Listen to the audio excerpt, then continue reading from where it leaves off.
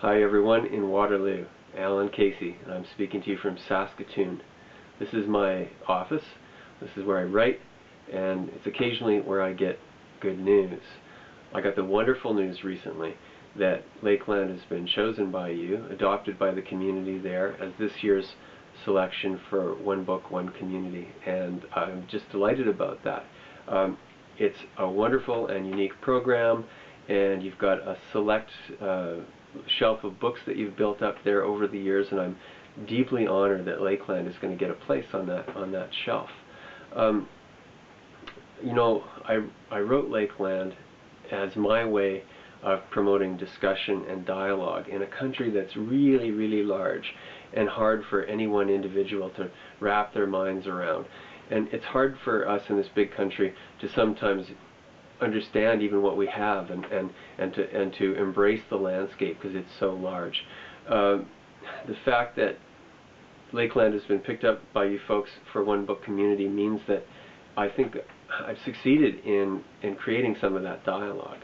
I'm looking forward to coming out to Ontario and talking to you about water and sustainability and natural beauty and what it means to us and our families. You know, the world is changing really fast, and deciding what's of value to us in terms of nature is a discussion that's really, I think, just really beginning to happen. So I'm looking forward to hearing your views on that stuff and taking part in the programming, the details of which I'm sure you're being informed of right now. Looking forward to doing all of that. I will be traveling there with my wife and partner, Martin Uzak. And the two of us lived in southwestern Ontario for a time, and that's detailed to some extent in the book. Our youngest was born there, and we really haven't been able to come back since leaving, and that was quite some time ago. So it's a homecoming for us, and we're really looking forward to doing the trip together and meeting some of you together. Now, Lakeland is an issues book, and it's about water and stewardship and some of that stuff, but folks, I hope that it's a literary book first and foremost. It's a piece of narrative nonfiction, and I did my very best to make it as poetical and full of story as I could so that the message would be read. So I'm going to read a little piece of it for you to close out this message, but I'm not going to read it here in my office. I'm going to, through the magic of this technology, take you to another location, and we're going to do the reading there. We're going to be going out to the lake ice of Emma Lake, and Emma Lake is where my family has a cabin here in northern Saskatchewan, and the location plays a pretty important role in the book. So I'll pick it up out on the lake ice, but basically the plan is to go and chop a hole in really thick lake ice using an axe. So see you on Emma Lake.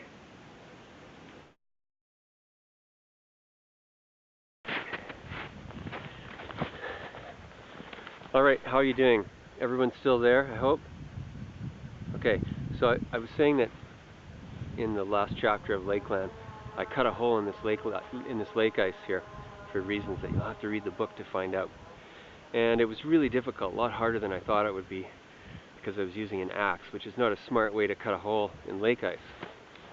Anyway, I did this because my old buddy Henry David Thoreau had cut holes in his ice at Walden Pond, so I was kind of recreating that. And I was just about to give up, as I mentioned earlier, and so I'm going to read you two paragraphs about succeeding just when I thought I was going to fail.